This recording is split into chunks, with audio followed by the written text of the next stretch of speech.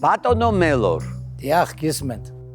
ესე იგი, როგორ მიხარია რომ ჩემს გადაცემაში ხართ, ვერ წარმოიდგენ. დიდი მადლობა. მოდი დავიწყოთ იქიდან, რაზე ოცნებობდით ბავშვობაში.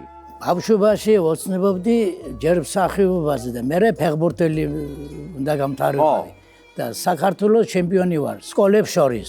მე დავამთავრე სკოლა და მიტაცებდა მსახიობობა, მიტაცებდა. მივედი ზუგდიდის თეატრში. და უთხარი რომ ნიჭი მაქვს ამის ჩმობატონო და მინდა თეატრში მუშაობა მსახიობად. ეგუტია, საშა ეგუტია ეს არის დირექტორი, დირექტორი გახდა. დიახ, დაუძახა რეჟისორს და უთხრა რომ ამ კაცისთვის მიმეხედა. ესე იგი ბავშვი ვიყავი მაინც და აი იმ კაცმა ამათვალიერა, ჩემათვალიერა და როლი მომცეს, ერთი 8 წუთიანი როლი მომცეს. ხო. ეს როლი იყო ფეხსაცლი წმენდავი. უი, მერე? ხო. და ვაკვირდებოდი მე ბაზრის წინ იყო, ზუგდიდის ბაზრის წინ იყო აისორები. და ვაკვირდებოდი ამ ფეხსაცლს როგორ წმენდავდნენ. ძალიან ჩქარა წმენდავდნენ და მე უკვე როცა ეს როლი შემომთავაზეს, უკვე იყო აზრში იყო ჩემთან ეს როგორ უნდა გამეკეთებინა. ხო, და მე სწრაფად მოვუსვი სწრაფად. ხო და ძალიან კარგად და ახლა რადიო მაქვს, ვერდით. და ჩავთ ეს რადიო და აქ უკვე ფეხბურთი მიდის. კომენტატორი არის ეროს მანჯგალაძე. ხო, ჩემო ბატონო და ახლა ეროსი ამბობს რომ მიიღო ბურთი იამანიძემ, გადასცა იქით მესმა მიიღო ბურთი, შეჩერდა ანდრიუკი. დაიზრა ანდრიუკი. მატყვა მესმა ანდრიუკი ჩააწუდა. იქით კალოევი დარტყმა, ძელსება ბურთი. მესხს დარტყმა არის და ამასობაში მე ზევით მივდივარ, თეთრი შარვალი ეცვა იმ კაცს. ზევით მივდივარ, მუხლებამდე უკვე გაშავდა ეს შარვალი. ხო, გაშავდა. თან უხარია ამ კაცს რომ ბურთი რომ გაიტანა მესხმა და თან შავი შარვალი აქვს უკვე თეთრის მაგერად. ხო და ტაში დავიმსახურე. პირველი ტაში იყო, ესე იგი კირილე ფაჟავამ თქვა მსახიობმა ესე იყო ჩემზე სცენის მტვერი უკვე ჩაყლაპაო. დიდხანს იმუშავეთ თეატრში? მე ჯარში გამიწვიეს. ჯარიდან რო ჩამოხვედით? ცოლი მოვიყვანე. მე ცოლი რომ მოვიყვანე ისევ თეატრში. ეს ტროლეიბუსის მძღოლი როდის? მე ახლა გეტყვი, თანმიმდევრებით გეტყვი. ჩემო ბატონო და ახლა რასია საქმე იცი? ჩემი ცოლი არის ფეხმძიმედ. ჩემო ბატონო და მე ფული მეძლევა, ესე იგი 60 მანეთი. ხო და მეუღლეს რომ მიუტანე ეს 60 მანეთი, მითხრა ამ 60 მანეთით გინდაო ცოლშვილი არჩინოვო. დედა? 60 მანეთი რა არის? ხო? მე ჩემო ბატონო მომიწია დატოვება, თეატრის დატოვება მომიწია, იმიტომ რომ ფული იყო ძალიან ნაკლები. ხო და სხვა სამუშაო ზებნა მომიწია. ჩემო ბატონო. ამ დროს ჩემ ცოლს გაუგია რომ ზუგდიდში ტროლეიბუსები შემოყავთ. ხო და გაუხარდა. ტროლეიბუსები ისაო ჩამოიყვანესო და შენ ზღოლად უნდა იმუშაო. მე მყავსო ნაცნობი კაციო და მართლაც ჩავეწერე მე-13 ნომერში და ქუთაისში. ქუთაისში იყო 6 თვიანი სკოლა. უკვე მოვედი ქალაქში და ტროლეიბუსი სავსე აგერ ხალხი ზის და უყურებს ამ იმას ახალ ტროლეიბუსს უყურებს და დამაჯინეს ამ ტროლეიბუსზე. დამაჯინეს, მაგრამ ერთი კვირა ზივარ და ხალხი არ ამოდის ჩემ ტროლეიბუსზე. რატომ და ნელა დავდივარ. ძალიან ნელა. და ახლა ხალხს უნდა ჩქარა რო იაროს და მე დავდივარ ნელა. გეშინო და? ხო, დიახ.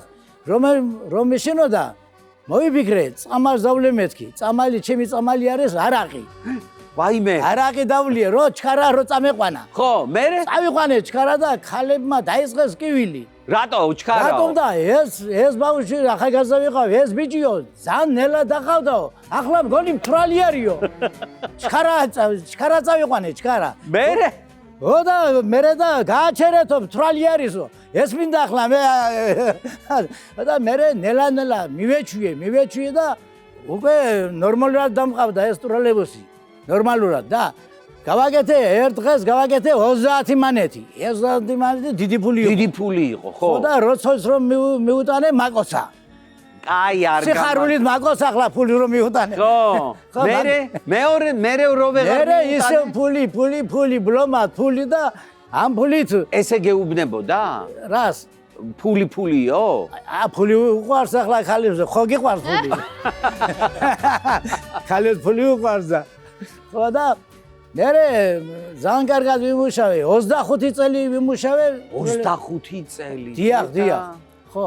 თქვენ პაროდისტიც იყავით, პაროდიებს აკეთებთ. ერთი კარგად გამომდის, ერთი პაროდია. ირაკლი აბაშიძეზე, ხმა ჩაკლეჩი ხმა რო ქონდა. იმას გავაკეთე. აბა გააკეთეთ. ადგილზე თუ ავდგეთო როგორ? როგორ გიხარია? აი.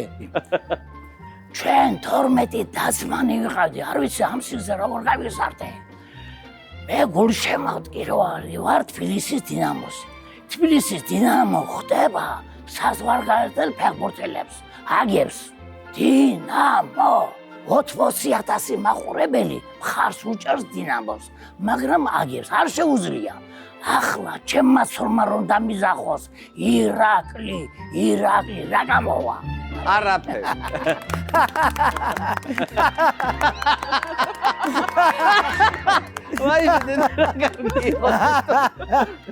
მოდი ეხლა თქვენ მეუღლეს რა ქვია? ნუნუ ჯოლოხავა. ეხლა აი აქედან მე თქვენ გაძლევთ უფლებას რომ აუხსნათ სიყვარული. მოდი სიმღერით ვეთქვი, სიმღერით. მიდი აბა. ხო, სულერთია. შენს რამას თვალებს გოგონი, ხამის სიზმარში ვხედავ. შენ კი მაგ თვალებს მარიდებ, აღარ გიყვარ ნეტავ. გახსოვს რომ ერთხელ პირველად გულმა დამისყოს გერა. ახლა ეს მინდა ვიცოდე, თუ ვინმე გიყვარს ნეტავ.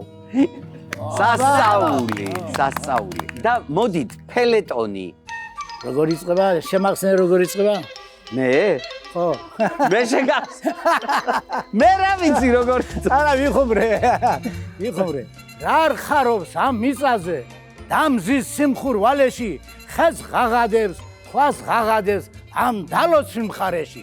რა დარგს იტყვით რომ საქვეყნოდ სახელი არ გავითქვათ. ჩაი გნებავთ, ღვინო გნებავთ, ციტრუს სუთის ჩავიქვა. ჩვენი სტუმართ მასპინს რობა, სუფრის გაშლა ერდოზე, ჩაიჭიქით რომ დავისხებთ, გადავდივართ ედროზე. ამ ქეიბსა ხელ ჩართულს მას, თქვენ იქ ნახავთ ლიცერში, კაცი ღვინოს რომ ვერ დალევს, რომ ჩავასხამთ კისერში. მერე ხალხში გამოვდივართ, თავი მოგვაქვს ყარამნად, ცაკუდად მიგვაჩნია დედამიწა ქალამნად, ვად ღერძელოთ საქართველოს მადლიანი ბუნება, მისთვის კი ზღაბარი ლეგენდა და თქმულება, დიდი შოთა რუსთაველის ლექსა და ბულბულება. გაიხარეთ.